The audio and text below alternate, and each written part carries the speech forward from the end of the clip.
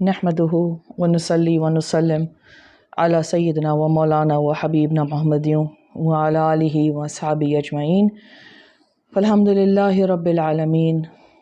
अम्मा बाद फ़अऊज़ु बिल्लाहि मिनश शैतानिर रजीम। बिस्मिल्लाहिर रहमानिर रहीम। वल फज्र वल लयालिन अश्र सदक़ल्लाहु मौलाना अज़ीम व सदक़ रसूलुन नबील करीम। अम्मा बाद, अस्सलामु अलैकुम व रहमतुल्लाहि व बरकातुहू।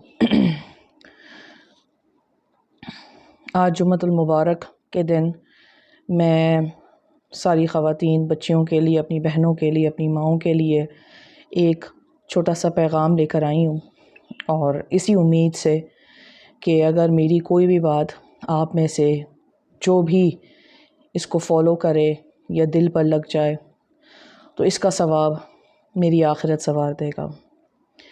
मेरा मकसद दीन के काम में पढ़ने का सिर्फ़ इसी वजह से है कि अल्लाह ताला मेरी आखिरत संवार दे, क्योंकि हम इंसान इस लायक नहीं हैं कि हमारे कोई ऐसे अमाल हों जिसकी वजह से हमें जन्नत नसीब हो।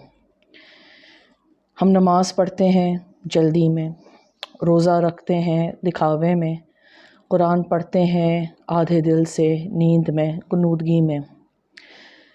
तो अगर इंसान बैठ के सोचे, ये बैठ के सोचे कि पूरे दिन में, पूरा दिन आप छोड़ दीजिए, जब से वो सुबह में उठे सिर्फ़ असर तक उसने कितने गुनाह किए हों, तो यकीन माने कि बड़े से बड़ा नेक इंसान भी तड़प जाएगा जब वो सोचेगा कि उसने आखिरत के लिए क्या भेजा है और दुनिया में क्या जमा किया है।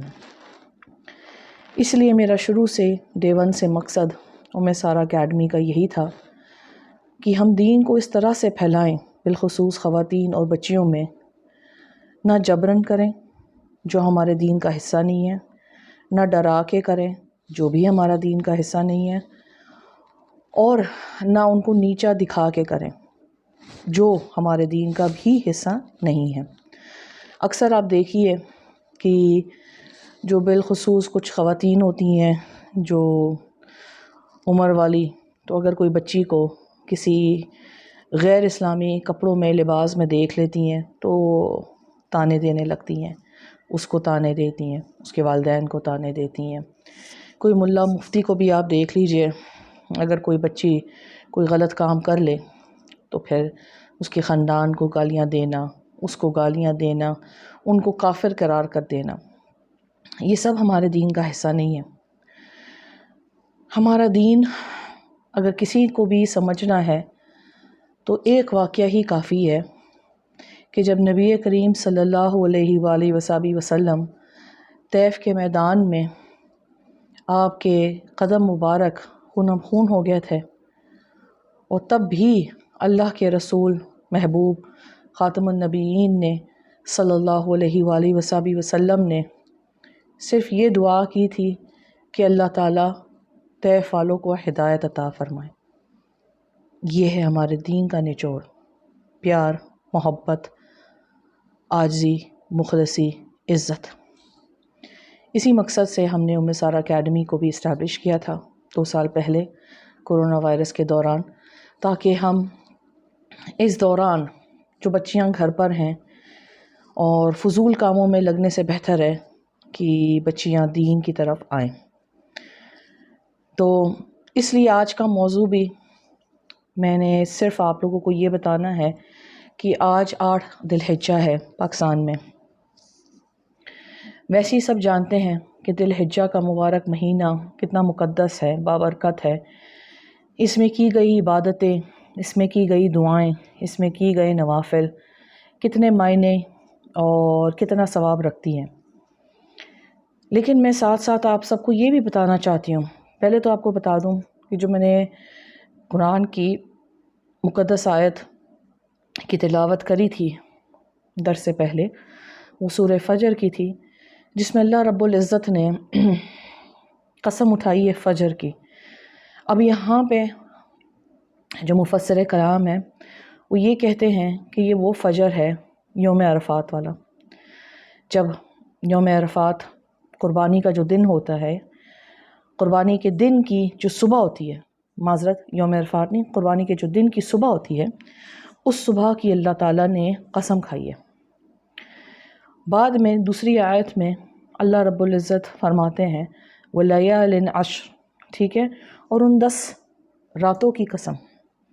یہاں پہ 10 راتیں سارے علماء کرام اس بات پر اگری کرتے ہیں، متفق ہیں کہ یہ 10 راتیں ذی الحجہ کی 10 راتوں کے بارے میں بتائی جاتی ہیں۔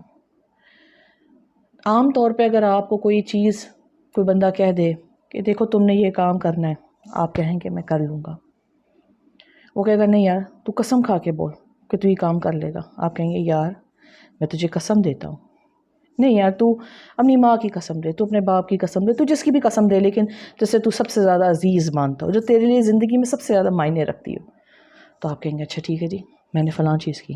یہاں پہ میں قسم اٹھانے کی بات نہیں کر رہی ہوں، لیکن آپ کو ایک بات بتا رہی ہوں کہ جب قسم اٹھائی جاتی ہے، قسم ہمیشہ کوئی ایسی چیز کی اٹھائی جاتی ہے جو بہت ہی ایک امپورٹنٹ ہو، اور اس کی جو امپورٹنس ہے، اس کا وزن بہت بھاری ہو، اور جو بہت معنی رکھتی ہو۔ تو آپ یہ سوچئے کہ اللہ رب العزت نے ان 10 راتوں کی قسم کھائی ہے، تو آپ خود سمجھ سکتے ہیں کہ ان 10 راتوں کا کیا مقام ہوگا، ٹھیک ہے۔ ایک حدیث ہے ذی الحجہ کی پہلی 10 راتوں کے حوالے سے، ترمذی کی حدیث ہے، جہاں پہ نبی کریم خاتم النبیین صلی اللہ علیہ وآلہ وسلم ارشاد فرماتے ہیں کہ کوئی ایسے دن نہیں ہے اللہ کو جن سے زیادہ پیار ہے اور جس کی عبادت اللہ کو بہت پیاری لگتی ہے، سوائے وہ 10 دن جو ہیں ذی الحجہ کے، جس میں بتایا جاتا ہے کہ ایک دن کا روزہ، نفلی روزہ، اس میں 1 سال روزہ رکھنے کے برابر ثواب دیا جائے گا، اور ان دنوں میں ایک تہجد کی رات میں نماز پڑھنا، تہجد کی نماز پڑھنے کا ثواب ایسا ہوگا کہ آپ نے لیلۃ القدر کی رات کو نماز پڑھ گئی، یعنی کہ آپ کو لیلۃ القدر مل گئی، سبحان اللہ۔ تو انہی ساری باتوں سے ہمیں ذی الحجہ کی اہمیت کا پتہ چل گیا ہے، اور ویسے بھی جیسے میں نے آپ کو درس کے اختتام پہ بتایا تھا کہ آپ سب کو ویسی بھی ذی الحجہ کے امپورٹنس کا، ذی الحجہ کے میں دعاؤں کا، عبادتوں کا معلوم ہے، کیونکہ یہ ہمارے لیے بہت ہی معنی والے 10 دن ہیں۔ لیکن آج میں بالخصوص اپنی ماؤں سے، بچیوں سے، بیٹیوں سے، بہنوں سے ایک گزارش کرنا چاہتی ہوں۔ گزارش یہ ہے، پورا سال ہم اپنی زندگیاں گزارتے ہیں دنیا کے حساب سے، اللہ کے حساب سے نہیں، دنیا کے حساب سے، سوسائٹی کے حساب سے۔ ہم لباس وہ اوڑھتے ہیں جو سوسائٹی میں منظور ہو، ہم کھانا ویسے ہی کھاتے ہیں جو سوسائٹی کہتی ہے، ہم اپنی اولاد سے ایسا برتاؤ رکھتے ہیں جیسے سوسائٹی کہتی ہے، حتیٰ کہ ہم اپنی زندگی کے ہر پہلو میں سوسائٹی کو لاتے ہیں، نہ دین کو نہ اللہ کو۔ میں آپ سب سے یہی گزارش کرنا چاہوں گی آج اس مختصر سے درس میں کہ یہ 10 دن آپ اللہ کے لیے جئیں، اللہ کے کہے ہوئے اعمالوں پر عمل کیجیے، نبی کریم صلی اللہ علیہ وآلہ وسلم خاتم النبیین کی سنتوں پر عمل کریں، غیبت سے بچیں۔ خواتین کے لیے یہ خصوصی ہدایت ہے، غیبت سے بچیں، چغلیوں سے بچیں، خاوند کی برائی سے بچیں، بچوں کو ڈانٹنے سے، چیخنے سے بچیں، فیشن کرنے سے بچیں، ڈرامے دیکھنے سے بچیں، نماز میں تاخیر کرنے سے بچیں۔ ویسے ہی اپنے بیٹوں کو، بھائیوں کو میں یہی ہدایت دوں گی کہ اس دوران لڑائی جھگڑے سے بچیں، تانا کسی سے بچیں، برے کاموں سے بچیں، بری سوچ سے بچیں، بری صحبت سے بچیں، برے اعمال سے بچیں۔ ہماری زندگی کب تک ہے، یہ سوائے اللہ کے یا اس کے محبوب صلی اللہ علیہ وآلہ وسلم کو کسی کو نہیں پتہ. شاید یہ سال ہمارا آخری سال ہو اور ہمیں آئندہ آنے والا ذی الحج کا مہینہ نہیں نصیب ہو. تو اس لیے اس سال کو آپ ایسے بنائیے، ان 10 راتوں کو آپ ایسے بنائیے کہ جیسے ملک الموت آپ کے پیچھے کھڑا ہے. نماز ایسے پڑھیں جیسے یہ آپ کی آخری نماز ہے. سجدے ایسے کریں جیسے یہ آپ کا آخری سجدہ ہے. سجدوں کو طویل کریں. آپ سے اگر کسی کا دل دکھ گیا ہو جانے انجانے میں، ان سے معافی مانگیں. یاد رکھیے، معافی مانگنے والا کبھی حقیر نہیں ہوتا، بلکہ معافی مانگنے والا اللہ کے نزدیک پیارا ہوتا ہے، معتبر ہوتا ہے. اگر آپ سے کسی کو کوئی قسم کی تکلیف پہنچی ہے تو اس کا نقصان بھر دیں. اور بالخصوص جو خونی رشتے ہیں ان کے اوپر دھیان دیجیے. خونی رشتوں میں تلخ کلامی ہمیشہ ہوتی ہے. بھائی بہنوں میں ہوتی ہے، ماں باپ میں ہوتی ہے، خالوں میں ہوتی ہے، پھپھیوں میں ہوتی ہے، ماموں میں ہوتی ہے. بہت سے ایسے رشتے ہیں جو دنیاوی لحاظ سے ہمیں تنگ بھی کرتے ہیں. لیکن یاد رکھیے کہ ہم اللہ کے غلام ہیں اور ہم اس دنیا میں آئے بھی ہیں صرف اللہ کی تابعداری اور اللہ کی عبادت کرنا. باقی ساری چیزیں بے معنی ہیں. اللہ تعالیٰ نے فرمایا ہے کہ کبھی بھی رشتہ داروں کے ساتھ برا سلوک نہ کریں. اگر آپ کو کوئی سامنے سے ایک گالی بھی دے دے گا تو مجھے ایک بات بتائیے، وہ گالی آپ کو لگے گی؟